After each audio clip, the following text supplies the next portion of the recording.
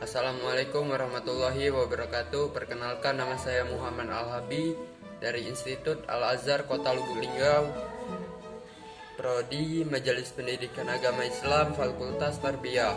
Pada kesempatan hari ini izinkan saya membuat tugas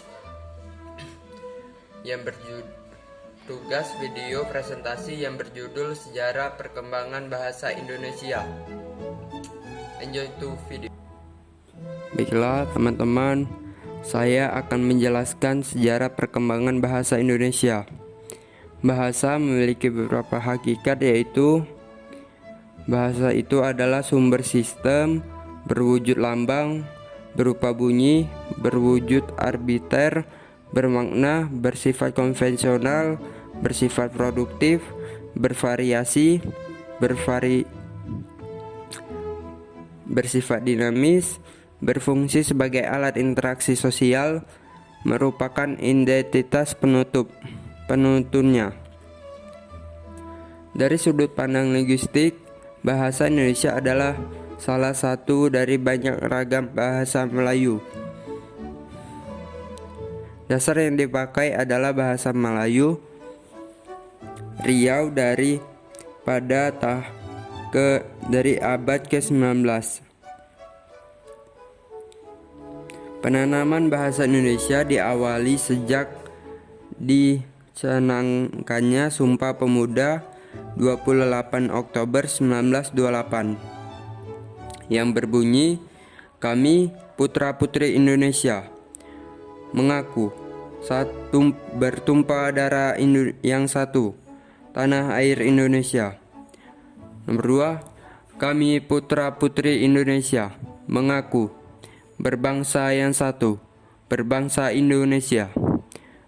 3, kami putra-putri Indonesia menjunjung tinggi bahasa persatuan bahasa Indonesia.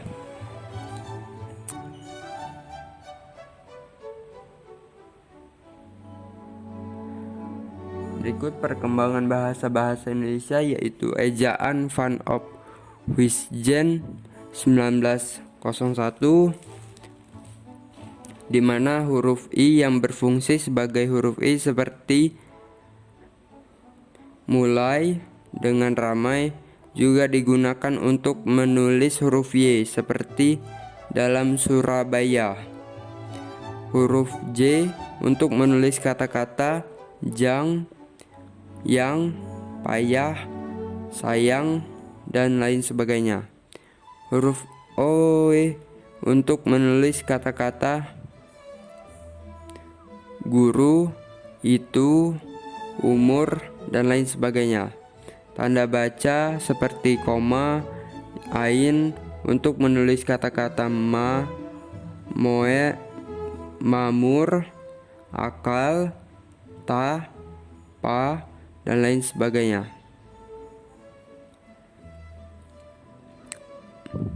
Ejaan Republik Suwandi 1947, huruf OE diganti dengan U pada kata-kata guru, itu, umur, dan lain sebagainya. Bunyi hamzah dan bunyi sentakan ditulis dengan K pada kata-kata tak, pak, rakyat, dan lain sebagainya. Kata ulang boleh ditulis dengan angka 2 seperti pada anak-anak berjalan-jalan ke barat-baratan. Awal di dan kata depan di kedua-duanya ditulis serangkaian dengan kata yang mendampinginya. Ejaan Melindo Melayu Indonesia.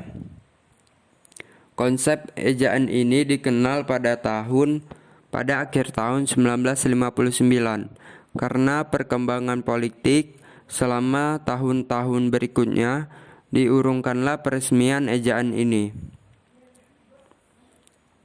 Lalu ejaan bahasa Indonesia yang disempurnakan.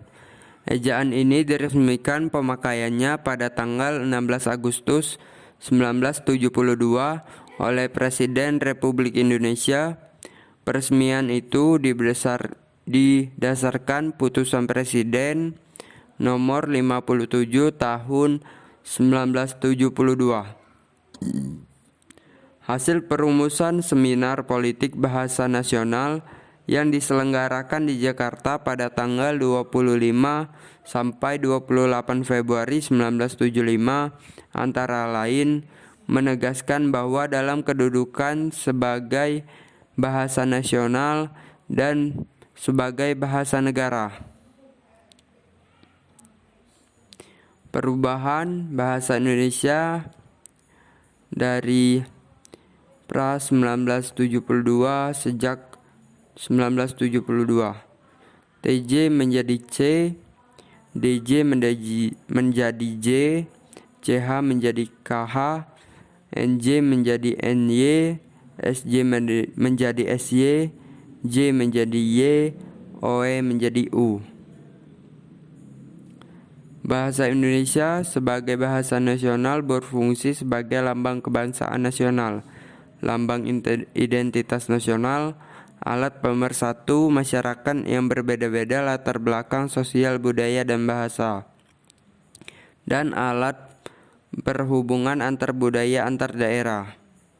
Bahasa Indonesia sebagai bahasa negara berfungsi sebagai bahasa resmi kenegaraan, bahasa pengantar resmi di lembaga-lembaga pendidikan, bahasa resmi di dalam perhubungan pada tingkat nasional untuk kepentingan perencanaan dan pelaksanaan pembangunan serta pemerintah, dan bahasa di dalam perkembangan kebudayaan dan pemanfaatan ilmu, pengetahuan serta teknologi modern.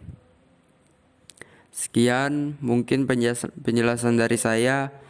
Jika ada salah kata saya minta maaf, kepada Allah saya mohon maaf, kepada Allah saya mohon ampun. Saya tutup. Assalamualaikum warahmatullahi wabarakatuh.